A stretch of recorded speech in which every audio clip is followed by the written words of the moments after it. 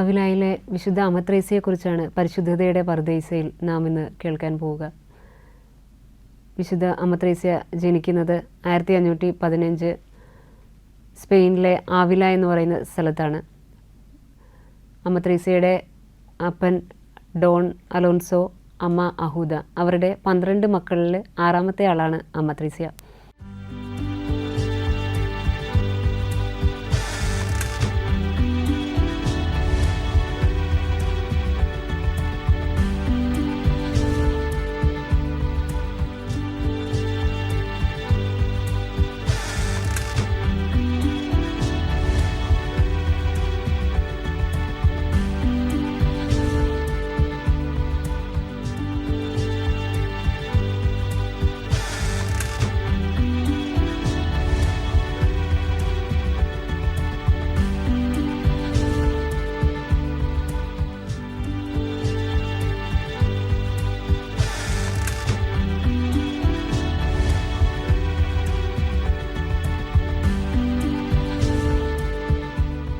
അമത്രേസ്യയെക്കുറിച്ച് പറയുകയാണെങ്കിൽ അവരെല്ലാവരും, അവരുടെ കുടുംബം മുഴുവനും നല്ല കത്തോലിക്ക വിശ്വാസത്തിൽ വളർന്നവരായിരുന്നു. ചെറുപ്പം മുതലേ അമ്മ പ്രേക്ഷിത തീക്ഷ്ണതയെ ഉളവാക്കുന്ന രീതിയിലുള്ള കഥകളൊക്കെ ഇവർക്ക് വായിച്ചു കൊടുക്കുമായിരുന്നു. അപ്പോൾ ഈ കഥകളൊക്കെ ചെറുപ്പം മുതൽ അമത്രേസ്യയുടെ മനസ്സിൽ പതിയുകയും എപ്പോഴും ഈശോയ്ക്ക് വേണ്ടിയിട്ട് പ്രവർത്തിക്കാനായി ദൂരസ്ഥലങ്ങളിൽ പോകണം, ഈശോയ്ക്ക് വേണ്ടിയിട്ട് രക്തസാക്ഷിത്വം വഹിക്കണം എന്നുള്ള ചിന്തകളൊക്കെ ചെറുപ്പം മുതൽ തന്നെ അമത്രേസ്യയുടെ മനസ്സിലുണ്ടായിരുന്നു. അങ്ങനെ 7ാമത്തെ വയസ്സിലാണ് ഒരിക്കലും ഇങ്ങനെ ഒരു സംഭവം ഉണ്ടാകുന്നുണ്ട്. അമത്രേസ്യ തൻ്റെ അനുജൻ, തൻ്റെ ഒരു കസിനാണ്, അനുജനുമായിട്ട് നേരെ ആഫ്രിക്കയിലേക്ക് ഒളിച്ചോടി പോവുകയാണ്. അപ്പോൾ വഴിയിൽ വെച്ചാണ് പിതാവിൻ്റെ സഹോദരനെ, അതായത് അങ്കിളിനെ വഴിയിൽ വെച്ച് കാണുന്നു. അങ്കിൾ ഇവരെ കുഞ്ഞുങ്ങളെ കണ്ടിട്ട് എന്താ കാര്യമെന്ന് ചോദിക്കുമ്പോൾ അവർ പറയുന്നുണ്ട്, ഞങ്ങൾ ആഫ്രിക്കയിലേക്ക് പോവുകയാണ്, അവിടെ മുഹമ്മദിയരുടെ കയ്യിൽ നിന്ന് രക്തസാക്ഷിത്വം സ്വീകരിച്ച് നേരെ സ്വർഗത്തിൽ പോകാനായിട്ടാണ് ആഗ്രഹിക്കുന്നത്. അപ്പോൾ അതിനുവേണ്ടി ഞങ്ങൾ അങ്ങോട്ട് ഓടി രക്ഷപ്പെടുകയാണെന്നാണ് പറയുക. കാരണം വീട്ടിൽ പറഞ്ഞു കഴിഞ്ഞാൽ അവർ മാതാപിതാക്കൾ സമ്മതിക്കില്ല. അപ്പോൾ ആരും കാണാതെ അവർ രക്ഷപ്പെട്ട് ഓടുകയായിരുന്നു. അങ്ങനെ അദ്ദേഹം ഈ കുട്ടികളെ തിരിച്ച് വീട്ടിലേക്ക് കൊണ്ടുവരുന്നുണ്ട്. വീട്ടിൽ കൊണ്ടുവന്ന് തെരേസയെടുത്ത് അമ്മ കാര്യങ്ങൾ ചോദിക്കുമ്പോൾ പറയുന്നത് ഇതാണ്, അതായത് എനിക്ക് ദൈവത്തെ കാണണം, അപ്പോൾ രക്തസാക്ഷിത്വം വഹിച്ചു കഴിഞ്ഞാൽ എനിക്ക് ദൈവത്തെ കാണാനായിട്ട് സാധിക്കുമല്ലോ എന്നുള്ളതായിരുന്നു തെരേസയുടെ ആ ഒരു റെസ്പോൺസ്. അങ്ങനെ തെരേസ ഒരു വളരെ ആ ഒരു തീക്ഷ്ണതയിലും ഭക്തിയിലും ഒക്കെ തന്നെയാണ് വളർന്നു വന്നത്. ഏകദേശം ഒരു 12 വയസ്സായപ്പോൾ, തെരേസയ്ക്ക് 12 വയസ്സായ സമയത്ത് അമ്മ പെട്ടെന്ന് മരണപ്പെടുകയാണ്. അതേ തുടർന്ന് തെരേസയ്ക്ക് ഇത്ര നാളുണ്ടായിരുന്ന ആ ഒരു ജീവിതത്തിൽ നിന്ന് പെട്ടെന്നൊരു മാറ്റം സംഭവിക്കുന്നു.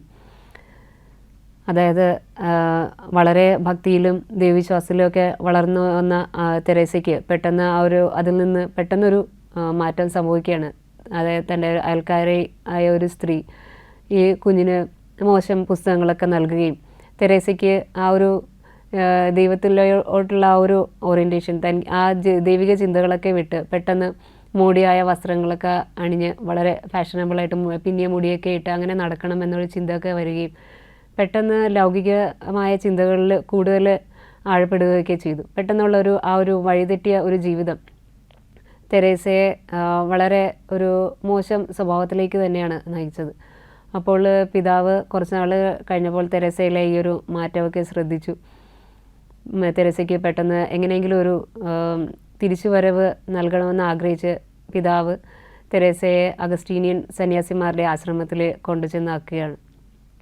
അവിടെ വെച്ചാണ് ബ്രിസോഞ്ഞോ എന്ന് പറഞ്ഞൊരു കന്യാസ്ത്രീ തെരേസയുടെ അടുത്ത് കൂടുതൽ ദൈവിക കാര്യങ്ങളൊക്കെ പറഞ്ഞ് മനസ്സിലാക്കാനൊക്കെ ശ്രമിക്കുകയും അതിൽ ഒരുപാട് പ്രചോദനം ഉൾക്കൊണ്ടുകൊണ്ട് തെരേസ വീണ്ടും ആ ഒരു പഴയ കുട്ടിയായി മാറുകയും ചെയ്യുന്നുണ്ട്. പഴയ കുട്ടി എന്ന് പറഞ്ഞാൽ അതായത് ദൈവസ്നേഹത്തിൽ വളർന്നിരുന്ന ആ ഒരു ഭക്തി തീക്ഷ്ണതയിലേക്കൊക്കെ തന്നെ തെരേസയ്ക്ക് തിരിച്ചു വരാനായിട്ട് സാധിക്കുന്നു.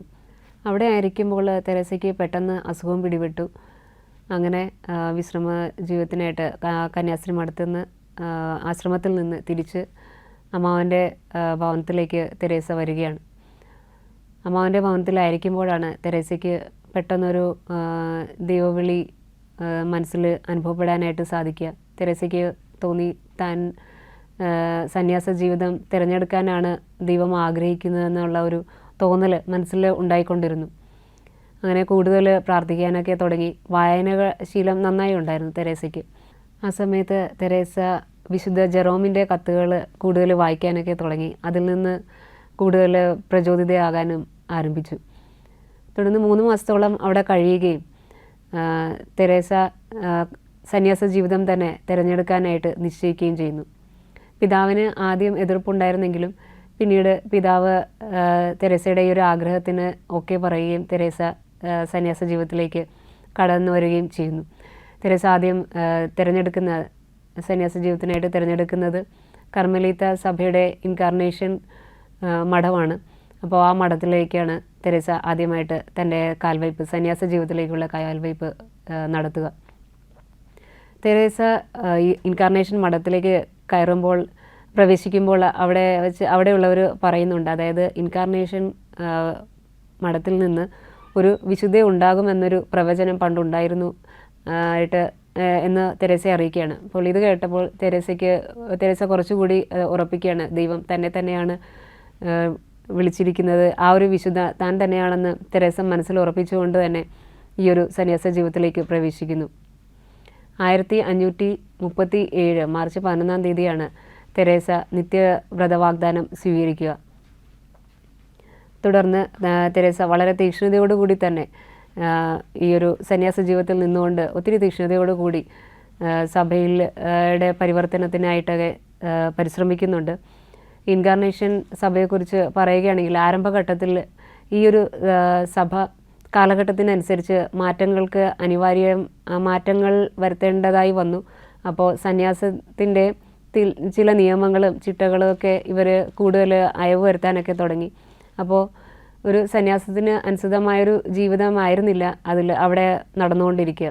അപ്പോൾ കൂടുതലും ഈ കോൺവെൻറ്റിലുള്ളവരായിട്ടൊക്കെ സംസാരിച്ചപ്പോൾ മനസ്സിലായി പലരും യഥാർത്ഥമായൊരു ദൈവവിളി കിട്ടി വന്നവരല്ല. ചിലർ ദാരിദ്ര്യം കൊണ്ട് വന്നവരുണ്ട്, ചിലർ പ്രേമനൈരാശ്യം കൊണ്ട് വന്നവരും ഒക്കെ ഈ കൂട്ടത്തിലുണ്ട്. അപ്പോൾ പലർക്കും ഈ ഒരു സന്യാസ വിളിയോട് യഥാർത്ഥമായൊരു താല്പര്യമില്ലാതെ വന്ന കുറേ പേരുമുണ്ട്. അതുകൂടാതെ സന്യാസത്തിലെ ആ ഒരു കോൺവെൻ്റ് അകത്തുള്ള നിയമങ്ങളിലുമൊക്കെ ഒത്തിരി മാറ്റങ്ങൾ വരുത്തിയിട്ടുണ്ട്. അപ്പോൾ ഇതെല്ലാം തിരിച്ച് കൊണ്ടുവന്ന ഒരു ചിട്ടയായ ഒരു ജീവിതം, ഒരു നിയമങ്ങളൊക്കെ കൊണ്ടുവരണമെന്ന് തെരേസയ്ക്ക് വളരെയധികം ആഗ്രഹമുണ്ടായി. അപ്പോൾ ഇതിനുള്ള പരിശ്രമമായിരുന്നു തെരേസ പിന്നെ നടത്തിക്കൊണ്ടിരുന്നത്. തെരേസ കോൺവെൻറ്റിലായിരിക്കുന്ന സമയത്ത് തെരേസയ്ക്ക് മലേറിയ എന്ന രോഗം പിടിപെടുകയാണ്. അപ്പോൾ വളരെ കോംപ്ലിക്കേറ്റഡ് ആയിട്ടുള്ള ഒരു സിറ്റുവേഷനിൽ തെരേസ എത്തിച്ചേരുന്നുണ്ട്. രോഗം മൂർച്ഛിച്ച് പെട്ടെന്ന് റിക്കവറാകാൻ പറ്റാത്തൊരവസ്ഥ വന്നു. ഏകദേശം 4 ദിവസത്തോളം അബോധാവസ്ഥയിലൊക്കെ തുടരേണ്ടി വന്നു. അപ്പോൾ തെരേസയെ സുഖമില്ലാതായി കഴിഞ്ഞപ്പോൾ നേരെ വീട്ടിലേക്ക് കൊണ്ടുവന്ന് അവർ പരിചരിക്കാനായിട്ടൊക്കെ ശ്രമിച്ചു. പക്ഷേ ഈ ഒരു കോമ സ്റ്റേജിലായപ്പോഴത്തേക്കും പിന്നെ ഇനി തെരേസ തിരിച്ചു വരുമെന്ന് ആർക്കും തോന്നിയില്ല. അത്രയും മോശമായൊരു അവസ്ഥയിലായിരുന്നു തെരേസ കഴിഞ്ഞുകൂടിയത്. പക്ഷേ പ്രത്യേകമായ വിശുദ്ധ യൗസേപിതാവിൻ്റെ മാധ്യസ്ഥത്താൽ തെരേസയ്ക്ക് വീണ്ടും തൻ്റെ ആരോഗ്യം വീണ്ടെടുക്കാനായിട്ട് സാധിച്ചു. അവസ്ഥയിൽ നിന്ന് വീണ്ടും തെരേസയ്ക്ക് തിരിച്ചു വരാനായിട്ട് സാധിച്ചു. പിന്നെ ഒരു 3 മാസത്തോളം തെരേസ അവിടെ കഴിഞ്ഞുകൂടി.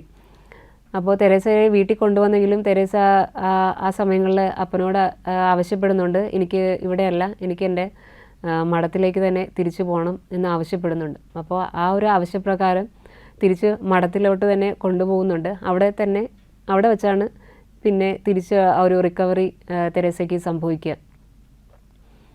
പിന്നെ 1543 ഡിസംബർ 24-ാം തീയതി തെരേസയ്ക്ക് തൻ്റെ പിതാവിനെ നഷ്ടപ്പെടുകയാണ്.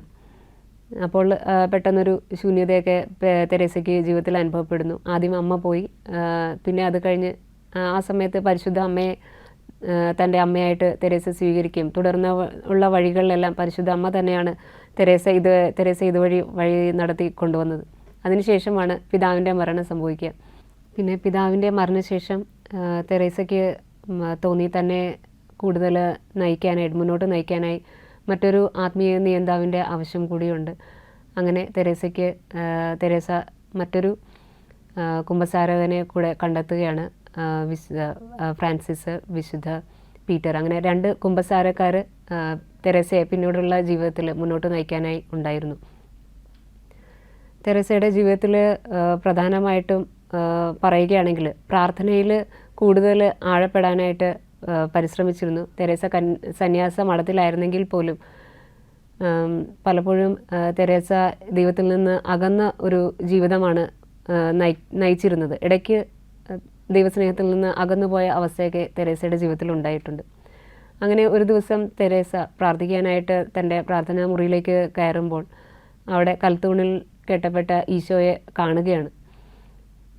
ഇത് കണ്ടപ്പോഴേ തെരേസയ്ക്ക് അതിൻ്റെ പിന്നിൽ ഈശോ എന്താണ് തന്നോട് സംസാരിക്കാനായിട്ട് ആഗ്രഹിക്കുന്നതെന്ന് തെരേസയ്ക്ക് മനസ്സിലായി. തൻ്റെ പാപങ്ങളാണ് ഈശോയെ മുറിവേൽപ്പിക്കുന്നതെന്ന് തെരേസ അപ്പോൾ തിരിച്ചറിയുകയാണ്. ഇത് കണ്ടപ്പോൾ തന്നെ ആ ഒരു വേദനയിൽ തെരേസ മാനസാന്തരത്താൽ നിറഞ്ഞു. വേദന കൊണ്ട് സഹിക്കാൻ പറ്റാതെ തെരേസ അവിടെ വെച്ച് തന്നെ പൊട്ടിക്കരയുകയും ഈശോയോട് മാപ്പ് പറയുകയും ചെയ്യുന്നു. പിന്നീടാണ് ഈ സമയത്താണ് തെരേസയുടെ യഥാർത്ഥ മാനസാന്തരം സംഭവിക്കുന്നത് എന്നാണ് പറയുക. അതിനുശേഷം പിന്നീട് ഒരിക്കലും തെരേസ ഒരു വഴിവിട്ട ജീവിതം നയിച്ചിട്ടില്ല. തെരേസ പിന്നെ കൂടുതൽ പ്രാർത്ഥിക്കാനായിട്ടും പ്രായശ്ചിത്ത പ്രവൃത്തികൾ ചെയ്യാനൊക്കെ പരിശ്രമിച്ചുകൊണ്ടിരുന്നു. തെരേസയുടെ പ്രായശ്ചിത്ത പ്രവൃത്തികളെ പറ്റി പറയുകയാണെങ്കിൽ മുള്ളുകൾ കൊണ്ട് ദേഹത്ത് കുത്തി മുറിവേൽപ്പിക്കുക, അടിക്കുക, ദേഹത്ത് അടിക്കുക, അങ്ങനെ പല പല രീതിയിൽ താൻ ശരീരത്തിൽ എന്തെല്ലാം പാപങ്ങൾ ചെയ്തിട്ടുണ്ടോ അതിനെല്ലാം പരിഹാരമായിട്ട് സ്വയം മുറിവേൽപ്പിച്ചുകൊണ്ട് ഇങ്ങനെ വളരെ കഠിനമായ പ്രായശ്ചിത്ത പ്രവൃത്തികൾ തെരേസ ചെയ്യുന്നുണ്ടായിരുന്നു. മറ്റൊരു കാര്യം പറയുകയാണെങ്കിൽ തെരേസയുടെ ആവിലായിലെ അമ്മ ത്രേസ്യ എന്ന് പറഞ്ഞ് നമ്മൾ നോക്കുമ്പോൾ ആ ഒരു തെരേസയുടെ ചിത്രം, വിശുദ്ധ ആവിലായിലെ അമ്മ ത്രേസ്യയുടെ ചിത്രം നമ്മൾ കാണുമ്പോൾ എപ്പോഴും ഒരു കർമ്മല സഭയുടെ കന്യാസ്ത്രീയുടെ പടവും അതിൻ്റെ നടുക്ക് ഒരു ഹൃദയത്തിലൊരു വാള് കടന്ന ഒരു ഹൃദയത്തിൻ്റെ പടമാണ് നമ്മൾ സാധാരണ കാണാറുള്ളത്. അപ്പോൾ അതിൻ്റെ പിന്നിലെ സംഭവം ഇങ്ങനെയാണ്. തെരേസ പ്രാർത്ഥിക്കാനിരിക്കുമ്പോൾ പല സമയങ്ങളിലും ഒരു മാലാഖ അഗ്നി കൊണ്ടുള്ള ഒരു കുന്തം കൊണ്ട് തെരേസയുടെ ഹൃദയത്തിൽ വന്ന് കുത്തി മുറിവേൽപ്പിക്കുമായിരുന്നു എന്ന് പറയാറുണ്ട്. അപ്പോൾ നമുക്ക് പുറമേ നോക്കുമ്പോൾ ഇത് കാണാൻ സാധിച്ചിരുന്നില്ല. പക്ഷേ ഈ സംഭവം പലപ്പോഴായിട്ട് തെരേസയുടെ ജീവിതത്തിൽ നടന്നുകൊണ്ടിരുന്നു. അതുപോലെ തന്നെ പുറമേ നമുക്ക് കാണാൻ സാധിക്കുന്നത് പഞ്ചക്ഷതങ്ങൾ മാത്രമാണ്. അതായത് ഈശോയുടെ 5 തിരുമുറിവുകളുടെ പഞ്ചക്ഷതം 2 കൈകളിലും കാലുകളിലും നെറ്റിയിലും ഒക്കെ മുറിവുകൾ തെരേസയ്ക്ക് നമുക്ക് പുറത്തു നിന്നുള്ളവർക്ക് കാണാൻ പറ്റും. പക്ഷേ ഹൃദയത്തിലുള്ള ആ മുറിവ് നമുക്കൊരിക്കലും പുറത്തു നിന്ന് ആർക്കും കാണാൻ സാധിച്ചിരുന്നില്ല. പക്ഷേ തെരേസയുടെ മരണശേഷം തെരേസയുടെ ഹൃദയം പരിശോധിച്ചപ്പോഴാണ് ഇതിന് തെളിവുകൾ ലഭിക്കുക. അതായത് തെരേസയുടെ ഹൃദയത്തിൻ്റെ പിളർന്നിട്ട് അതിൻ്റെ നടുക്ക് കുറച്ച് ഇങ്ങനെ കരിഞ്ഞതുപോലെ, അഗ്നി കൊണ്ട് കരിഞ്ഞാൽ എങ്ങനെ ഇരിക്കും അതുപോലെ കരിഞ്ഞ ഒരു ഹൃദയമാണ് തെരേസയ്ക്ക് ഉണ്ടായിരുന്നതെന്നാണ് പറയുക. ആ ഹൃദയം ഇന്നും സ്പെയിനിലെ തെരേസ അടക്കിയിരിക്കുന്ന ദേവാലയത്തിൽ ഇന്നും സൂക്ഷിച്ചിട്ടുണ്ട്. അവിടെ സന്ദർശിക്കുന്നവർക്ക് മാർപ്പാപ്പ പോൾ 14 മാർപ്പാപ്പ ദണ്ഡവിമോചനവും നൽകിയിട്ടുണ്ട്. ഈ ദേവാലയം സന്ദർശിച്ച് പ്രാർത്ഥിക്കുന്നവർക്ക് പോപ്പ് ബെനഡിക്ട് 14 മാർപ്പാപ്പ പൂർണ്ണ ദണ്ഡവിമോചനം കൽപ്പിച്ചിട്ടുണ്ട്. ഇപ്പോഴും അതൊരു പ്രധാന തീർത്ഥാടന കേന്ദ്രമാണ്. അവിടെ സന്ദർശിക്കുന്നവർക്ക് ഒത്തിരി രോഗസൗഖ്യങ്ങളും അതോടൊപ്പം തന്നെ മാനസാന്തരങ്ങളും ഒക്കെ സംഭവിക്കുന്നതായിട്ട് സാക്ഷ്യപ്പെടുത്തുന്നുണ്ട്. തെരേസയുടെ തുടർന്നുള്ള ജീവിതം മുഴുവനും ഈ കർമ്മലീത്ത സഭയുടെ നവീകരണത്തിനായിട്ടുള്ളതായിരുന്നു. നമ്മൾ നേരത്തെ കണ്ടു, കർമ്മലീത്ത സഭയ്ക്കുള്ളിൽ തന്നെ ഒരുപാട് മാറ്റങ്ങൾ വരുത്തേണ്ട, കുറച്ചും കൂടി ചിട്ടയായ ഒരു ജീവിതം കൊണ്ടുവരേണ്ട ഒരു ആവശ്യകത അവിടെ ഉണ്ടായിരുന്നു. പക്ഷേ അത് ചെയ്യാനായിട്ട് ആരും ഉണ്ടായിരുന്നില്ല. അപ്പോൾ താനാണ് അതിന് വിളിക്കപ്പെട്ടിരിക്കുന്നതെന്ന് തെരേസയ്ക്ക് നല്ല ബോധ്യമുണ്ടായിരുന്നു. അതിനെ തുടർന്ന് ഇതിനു വേണ്ടി ഇതിൽ നിയമങ്ങൾ കുറച്ചും കൂടി കർക്കശമാക്കാനായി തെരേസ ഇറങ്ങിത്തിരിക്കുകയാണ്. പക്ഷേ നമ്മൾ മറ്റു പലർക്കും പല വിശുദ്ധരുടെയും ജീവിതത്തിൽ കാണുന്ന പോലെ തന്നെ തെരേസയ്ക്കും ഒത്തിരി തടസ്സങ്ങൾ ഈ ഒരു മേഖലയിൽ നേരിടേണ്ടി വന്നിട്ടുണ്ട്. സഭയ്ക്കുള്ളിൽ നിന്ന് തന്നെ ഒത്തിരി തടസ്സങ്ങൾ, കാര്യം ഇതിൽ നിയമങ്ങൾക്ക് തന്നെ മാറ്റം വരുത്താനായിട്ട് സാധിക്കുകയില്ല എന്നുള്ള രീതിയിൽ ഒത്തിരി പ്രശ്നങ്ങൾ നേരിടേണ്ടി വന്നു. പലപ്പോഴും തെരേസയ്ക്ക് വിലക്കുകൾ ഏർപ്പെടുത്തി, അതായത് ഈ വിശുദ്ധ കുർബാനയിൽ മാത്രം പങ്കെടുക്കാൻ വരെ മാത്രം അവസരമുള്ള സാഹചര്യങ്ങൾ വരെ തെരേസയ്ക്ക് ജീവിതത്തിൽ ഉണ്ടായിട്ടുണ്ട്. അങ്ങനെ ഇരിക്കെ പുതിയ ഒരു ഭരണാധികാരി അവിടെ വരികയും തെരേസയ്ക്ക് തൻ്റെ ആശ്രമത്തിന് പുതിയ നവീകരിച്ച നിയമങ്ങളോട് കൂടിയുള്ള ഒരു പുതിയ ആശ്രമം ത്തിന് വേണ്ടിയിട്ടുള്ള തുടക്കം കുറിക്കാനായി ഉള്ള അനുമതി നൽകുകയും ചെയ്യുന്നുണ്ട്. അപ്പോൾ ഇതിനെ തുടർന്ന് 1560 തെരേസ പുതിയ മഠം സ്ഥാപിക്കാനുള്ള പരിശ്രമങ്ങൾ ആരംഭിക്കുന്നു. അപ്പോൾ ഈ മഠം സ്ഥാപിക്കാനുള്ള സ്ഥലങ്ങളെല്ലാം വളരെ ഒരു ദൈവികമായ ഒരു ദൈവത്തിൻ്റെ വലിയൊരു ഇടപെടലിലാണ് തെരേസയ്ക്ക് അതൊക്കെ ലഭ്യമാവുക. കാര്യം ഇതിനൊക്കെ അംഗീകാരം ലഭിക്കാനായിട്ട് ഓടേണ്ടി വന്നപ്പോഴെല്ലാം പ്രത്യേകിച്ച് സ്വന്തമായിട്ടുള്ള വരുമാനം ഇല്ലാത്തവരെ ഒന്നും ഇതുമായിട്ട് മുന്നോട്ട് കൊണ്ടുപോകാനായിട്ട് സാധിക്കില്ല എന്നൊക്കെ അധികാരികൾ വിലക്ക് നൽകി. പക്ഷേ ഇതിനെല്ലാം അവസാനം ദൈവം തന്നെ അവർക്ക് ആവശ്യമായ അവരുടെ പുതിയ മഠം തുടങ്ങാനുള്ള എല്ലാം ദൈവം തന്നെ അവരുടെ വീടും സ്ഥലമൊക്കെ ഉൾപ്പെടെ അവർക്കെല്ലാം ക്രമപ്പെടുത്തി നൽകുകയാണ്. അങ്ങനെ ലഭിച്ചൊരു സ്ഥലത്താണ് തെരേസ 1560 ഒരു പുതിയ മഠം സ്ഥാപിക്കാനായിട്ട് ആരംഭിക്കുക. അപ്പോൾ ആ സമയത്ത് ആ കെട്ടിടം ഇടിഞ്ഞു വീണ് അവിടെ ഒരു കുട്ടി മരണപ്പെടുന്നുണ്ട്. അങ്ങനെ ആ ഒരു സംഭവത്തിന് വളരെ ഇത്രയും വേദനാജനമായൊരു സംഭവം നടക്കുമ്പോൾ തെരേസ കുഞ്ഞിനെ എടുത്ത് ദൈവസന്നിധിയിൽ കൊണ്ടുവച്ച് പ്രാർത്ഥിക്കുകയും കുഞ്ഞ് ജീവനിലേക്ക് തിരിച്ചു വരികയും ചെയ്യുന്നു. അങ്ങനെ ഇതിൻ്റെ ഇടയ്ക്ക് നടന്നൊരു വലിയൊരു അത്ഭുതമായിരുന്നു ഈ ഒരു ഉയർപ്പിൻ്റെ കുഞ്ഞിൻ്റെ ജീവനിലേക്കുള്ള തിരിച്ചു വരവ്. 1562 തെരേസയുടെ പുതിയ മഠം സ്ഥാപിക്കുന്നത്. നിഷ്പാദക കർമ്മലിത്ത സഭ എന്നാണ് പുതിയ നിയമങ്ങളോട് കൂടി വന്ന സഭയുടെ പേര്. അതോടൊപ്പം പുതിയ മഠം സെയിൻറ്റ് ജോസഫ് കോൺവെൻ്റ് എന്ന് അറിയപ്പെടുന്നു. അങ്ങനെ പുതിയ മഠം സ്ഥാപിച്ച് പുതിയ നിയമങ്ങളോട് കൂടി തെരേസയിലൂടെ ദൈവം പുതിയൊരു നവീകരണം കർമ്മലിത്ത സഭയിലേക്ക് കൊണ്ടുവരികയാണ്. അങ്ങനെ തെരേസ കർമ്മല സഭയുടെ നവീകരണ പ്രവർത്തനങ്ങളുമായിട്ട് മുന്നോട്ട് പോവുകയാണ്. പക്ഷേ ഇത് ഏകദേശം ഒരു 46-ാമത്തെ വയസ്സിൽ. പക്ഷേ പെട്ടെന്ന് തെരേസയ്ക്ക് കുറച്ച് തടസ്സങ്ങൾ വീണ്ടും നേരിടേണ്ടി വരുന്നു. തെരേസയ്ക്ക് സഭയ്ക്കുള്ളിൽ തന്നെ ഒരു വിലക്കുകൾ നൽകുന്നു. ഇനി കുറച്ച് നാൾ മാറി നിൽക്കണമെന്ന് ആവശ്യപ്പെടുകയാണ്. അങ്ങനെ ഇവിടെ നിന്ന് വീണ്ടും ആദ്യം താമസിച്ചിരുന്ന ഇൻകാർണേഷൻ സഭയുടെ കോൺവെൻറ്റിലേക്ക് തെരേസ കുറച്ച് നാൾ മാറി നിൽക്കുന്നു. ഏകദേശം 6 മാസത്തോളം അവിടെ കഴിയേണ്ടതായി വരുന്നു. അവിടെ ആയിരിക്കുമ്പോൾ തന്നെ വീണ്ടും തെരേസയ്ക്ക് തൻ്റെ പ്രവർത്തനങ്ങളുമായിട്ട് മുന്നോട്ട് പോകാനായി അനുമതി ലഭിക്കുകയാണ്. അങ്ങനെ തെരേസ വീണ്ടും തിരിച്ചു വന്ന് തൻ്റെ പ്രവർത്തനങ്ങൾ ആരംഭിക്കുന്നു. തെരേസയുടെ കൂടെ ഒത്തിരി സന്യാസിനിമാർ ഇൻകാർണേഷൻ മഠത്തിലുള്ളവരും തെരേസയുടെ പുതിയ ഒരു സഭയിലേക്ക് ചേരുകയുണ്ടായി. അങ്ങനെ വളരെ തീക്ഷ്ണതയോടുകൂടി തന്നെ ഈ ഒരു പുതിയ സന്യാസ സഭയുമായി ബന്ധപ്പെട്ട കാര്യങ്ങളെല്ലാം വളരെ നന്നായി തന്നെ മുന്നോട്ട് പോയി. തുടർന്ന് തെരേസയ്ക്ക് കൂടുതൽ സഭാ സ്ഥാപനങ്ങളൊക്കെ നടത്തുവാനായിട്ട് പുതിയതായിട്ട് തുടങ്ങുവാനൊക്കെ ആയിട്ട് സാധിച്ചു. ഏകദേശം 17ഓളം കന്യാസ്ത്രീ മഠങ്ങളും അതോടൊപ്പം തന്നെ പുരുഷന്മാർക്ക് വേണ്ടിയിട്ട് കർമ്മല സഭയുടെ 15ഓളം ആശ്രമങ്ങളും തുടങ്ങുവാനായിട്ട് തെരേസയിലൂടെ സാധിക്കുകയുണ്ടായി. തെരേസ അതോടൊപ്പം തന്നെ സന്യാസ നിയമങ്ങളൊക്കെ കുറച്ചുകൂടി കർശനമാക്കി. അതായത് മാംസവർജനം, മൗനം, ഇതെല്ലാം കുറച്ചും കൂടി കടുപ്പിക്കുകയുണ്ടായി. അപ്പോൾ കൂടുതൽ ചിട്ടയോടുകൂടി പുതിയ നിഷ്പാദക സന്യാസ സഭ കുറച്ചുകൂടി ചിട്ടയോടുകൂടി മുന്നോട്ട് പോകാനായിട്ട് സാധിച്ചു.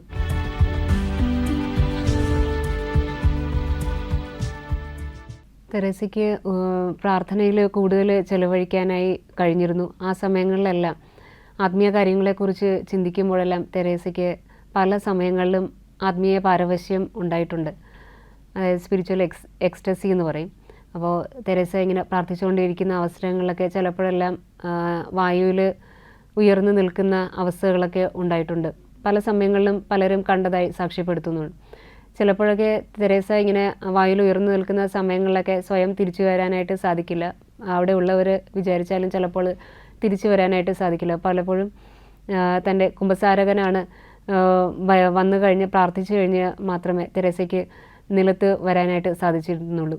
പലപ്പോഴും ഇതൊക്കെ തെറ്റിദ്ധരിക്കപ്പെട്ടിട്ടുണ്ടായിരുന്നെങ്കിലും പിന്നെ തുടർന്ന് ഇതുപോലത്തെ അനുഭവങ്ങൾ ഒരുപാടുണ്ടായി കഴിഞ്ഞപ്പോൾ എല്ലാവർക്കും തെരേസയുടെ ആ ഒരു ദിവ്യത്വം കൂടുതലും മനസ്സിലാകുകയും എത്രത്തോളം പ്രാർത്ഥിക്കുന്ന വ്യക്തിയാണെന്ന് ആൾക്കാർ തിരിച്ചറിയുകയും ചെയ്തു. അപ്പോൾ ഈ തെറ്റിദ്ധാരണകളൊക്കെ താനെ മാറിപ്പോവുകയും ചെയ്തു.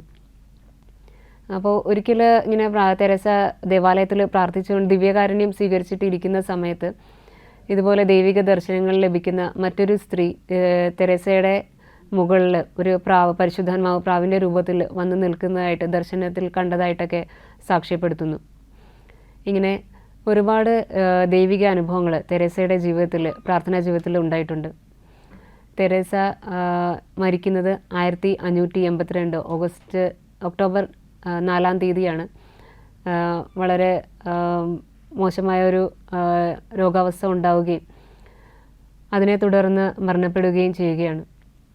തെരേസയുടെ ജീവിതം നമ്മൾക്ക് എല്ലാവർക്കും വലിയൊരു മാതൃകയാണ്. അതായത് ദൈവത്തിൻ്റെ വിളി ലഭിച്ചു കഴിഞ്ഞപ്പോൾ തനിക്കുണ്ടായ പ്രതിസന്ധികളെല്ലാം ധീരതയോടുകൂടി നേരിട്ട ഒരു വ്യക്തിയായിരുന്നു ആവിലായിലെ വിശുദ്ധ അമ്മത്രേസ്യ.